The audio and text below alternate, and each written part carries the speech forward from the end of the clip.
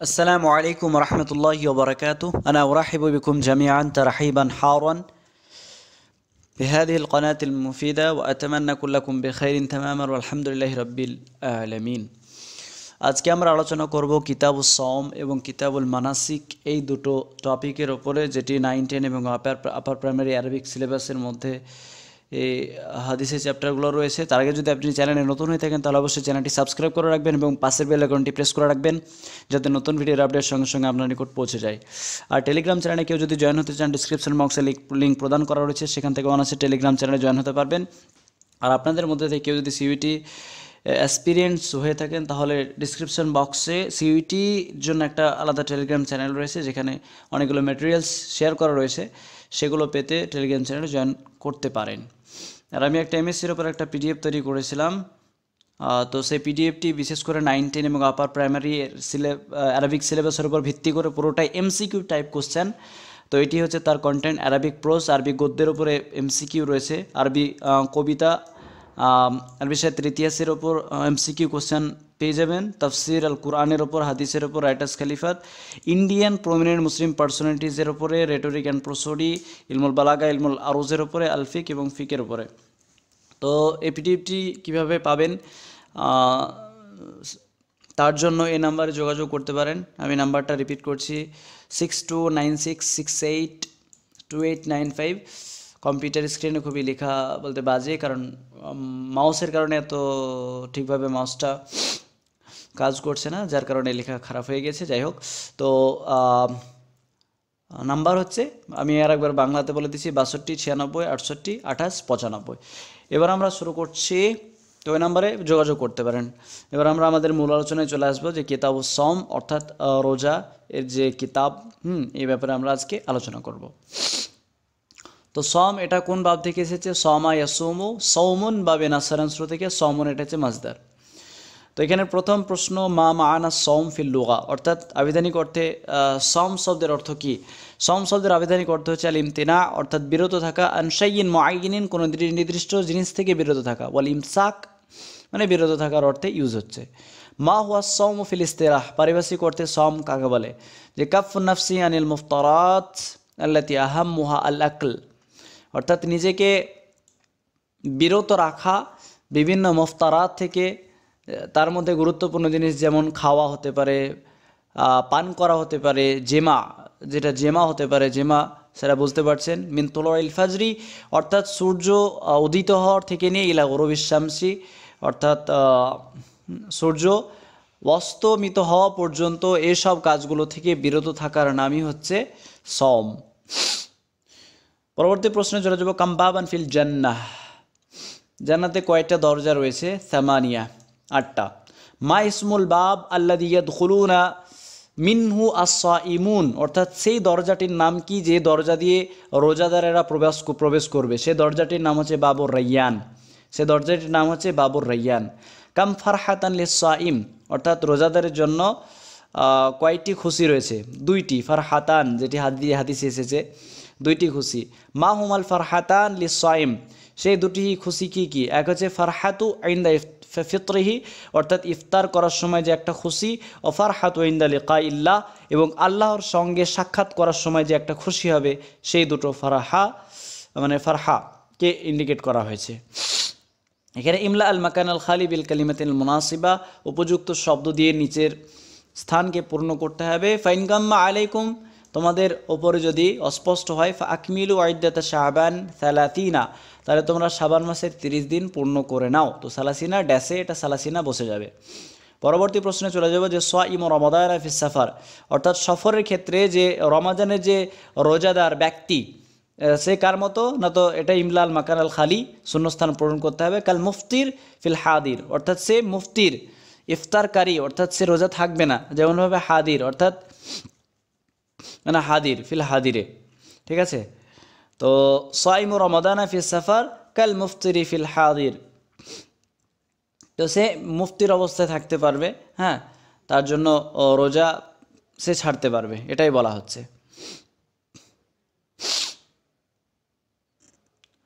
মা মাআনা তাতাউ লুগাতান, তাতাউ এর শব্দের অর্থ কি? এটা হচ্ছে তাকাল্লুফু তাআতি, অর্থাৎ মান্য মান্য করা, এর অর্থ হচ্ছে মান্য করা। তাও মানে হচ্ছে আদেশ মেনে চলা। তো এটাকে তাকাল্লুফুত তাআ বলা হচ্ছে। মা মা'নাল ইতিকাফ লুগাতান, ইতিকাফ শব্দের আবিধানিক অর্থ কি? এটা হচ্ছে ইলতিজামুল মাকান, সেটা হচ্ছে ইলতিজামুল মাকান, হ্যাঁ, অর্থাৎ কোনো স্থানকে আঁকড়ে ধরা, ইতিজাল, অথবা হ্যাঁ নির্জনতা অবলম্বন করা, একাকিত্ব অবলম্বন করা। এটা হচ্ছে পারিভাষিক মানে শাব্দিক অর্থ। মা মা'নাল ইতিকাফ ফিল ইসতিলাহ, পারিভাষিক অর্থে ইতিকাফ শব্দের অর্থ কি? না তো আল ইকামাতু ফিল মসজিদ, মসজিদে অবস্থান করা, বিনিয়াতি তাকাররুব ইলাল্লাহ সুবহানাহু তাআলা, হ্যাঁ ইলাল্লাহি সুবহানাহু তাআলা, আল্লাহ তাবারাক ওয়া তাআলার নৈকট্য লাভের উদ্দেশ্যে মসজিদে অবস্থান করাকেই ইতিকাফ বলা হয়ে থাকে পারিভাষিক অর্থে। এছাড়াও যে রমজান প্রবেশ করলে হ্যাঁ জাহান্নামীদের দরজাসমূহ কী হয়? বন্ধ হয়ে যায়, জান্নাতের দরজাসমূহকে খুলে দেওয়া হয়।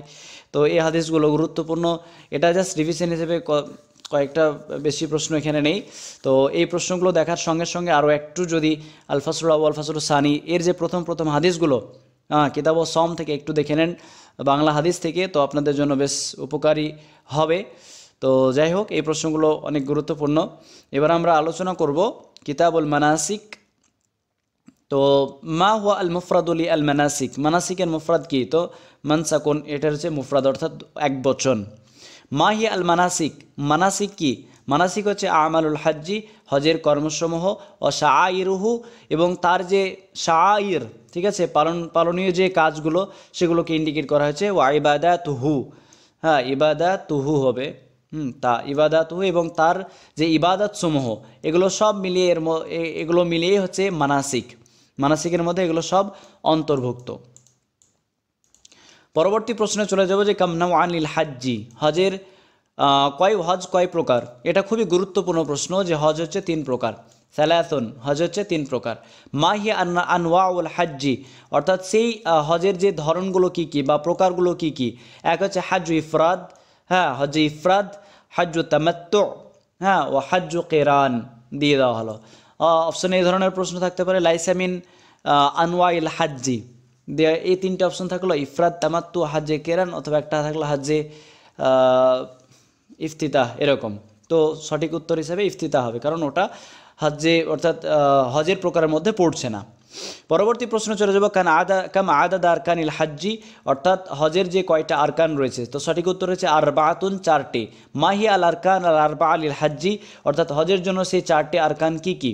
এক আল এহরাম, একটা হচ্ছে ইহরাম বাঁধা, ওয়া তাওয়াক্কুফু ওয়াল উকুফু বি আরাফা, আরাফাতে অবস্থান করা, ওয়া তাওয়াফুল ইফাদা, এবং শেষে যে একটা তাওয়াফ পূর্ণ করার জন্য সেই তাওয়াফটা করা। তাহলে 3টে হলো। আর হচ্ছে ওয়াসায়ু বাইনা সাফা ওয়াল মারওয়া, সাফা এবং মারওয়া তে দৌড়ানো। মাহিয়া আল মাওয়াকিত, মাহিয়া আল মাওয়াকিত আহরামা মিনহা আহলুল মদিনা ওয়াস শাম, অর্থাৎ মাওয়াকিত অর্থাৎ যেখান থেকে ইহরাম বাঁধা হয়, হ্যাঁ সেই স্থানকে মানে মিকাত বলা হয়। মিকাতুনে জমা হচ্ছে মাওয়াকিত, তাহলে মিকাত এটা হচ্ছে মুফরাদ, আর এর জমা হচ্ছে মাওয়াকিত।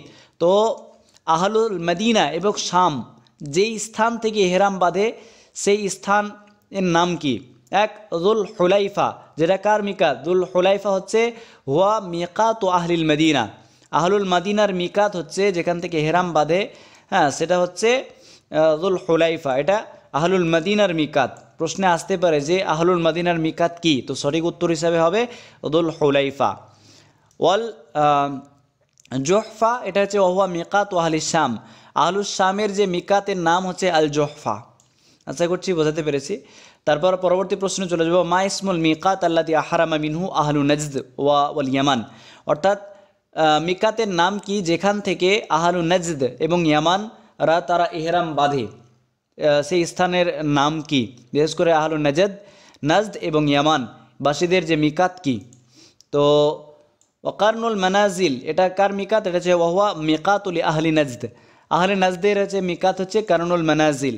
ওয়া ইয়ালামলাম হচ্ছে মিকাত আহলিল ইয়ামান, আহলুল ইয়ামান ইয়ামানবাসীদের মিকাত হচ্ছে ইয়ালামলাম, তাহলে ইয়ামানবাসীদের মিকাত হচ্ছে ইয়ালামলাম, আর আহলু নজদের মিকাত হচ্ছে কারনুল মানাজিল।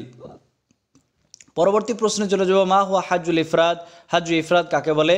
তো এখানে আইয়ুহরিমাল হাজ্জু হ্যাঁ ইনদা ইহরামিহি লিল হাজ্জি ফাকাত, হাজ্জ মানে হচ্ছে হাজি, হাজি কি করবে ইহরাম বাঁধবে, হ্যাঁ ইহরাম বাঁধার সময় শুধুমাত্র হজের জন্য, সেটাকে হাজ্জুল ইফরাদ বলছে। মা হুয়া হাজ্জুত তামাত্তু, হাজ্জুত তামাত্তু কাকে বলছে, আইয়া আতামির আল হাজ্জু, যে কী করবে হাজি সে উমরা করবে, আওয়ালান প্রথমে, সুম্মা তাহাল্লালু তারপর হালাল হয়ে যাবে, ওয়ালবাসু মালাবিসাহুল মুআতাদাতা তারপর সে তার যে স্বাভাবিক পোশাক আশাক পরিধান করবে, সুম্মা ফিল ইয়াউমিস সামিন অতঃপর অষ্টম দিনে কি করবে, ইহরিমু বিল হাজ্জি হজের জন্য ইহরাম বাঁধবে। এটা হচ্ছে হাজ্জে তামাত্তু, যেখানে ওমরা এবং হাজ দুটোই আছে।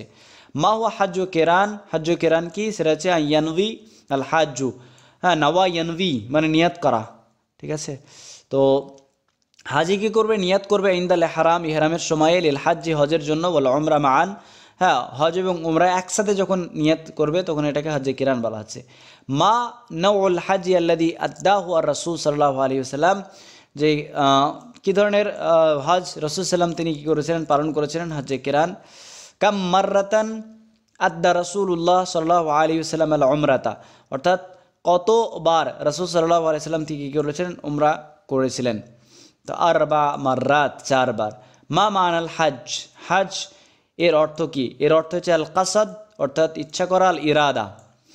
আইয়ু ইয়াউমিন ইয়াউমুত তারবিয়া, তারবিয়ার দিন কোন দিনকে বলা হয়, তো আল ইয়াউমুত তামিন মিন শাহরি জিল হিজ্জা, আমরা জানি হজের মাস হচ্ছে জিল হিজ্জা, তো সেই জিল হিজ্জার অষ্টম দিন হচ্ছে ইয়াউমুত তারবিয়া। মা হিয়া আইয়ামুত তাশরিক, আইয়ামুত তাশরিক কোন কোন দিনগুলো, একটা হচ্ছে আল ইয়াউমুল হাদি আশার 11তম জিল হিজ্জার 11 তারিখ, ওয়াসানি আশার 12 তারিখ, ওয়াসালিস আশার 13 তারিখ, মিন শাহরি জিল হিজ্জা, জিল হিজ্জার মাসের 11, হ্যাঁ 12 এবং 13, এই 3 দিনকে আইয়ামুত তাশরিক বলা হয়ে থাকে। মা মানাল উমরা, উমরা শব্দের অর্থ কি, জিয়ারাত বিল কাসদু, জিয়ারা অথবা কাসদ, ঠিক আছে। তো এই ছিল কিতাবুল মানাসিক এবং কিতাবুল সম থেকে কিছু প্রশ্নোত্তর। তো পরবর্তী ভিডিওতে আমি চেষ্টা করব আল ফিকের ওপরে কিছু ভিডিও প্রদান করা, এবং দেখি পারলে পারে গ্রামারটা দেওয়ার চেষ্টা করব।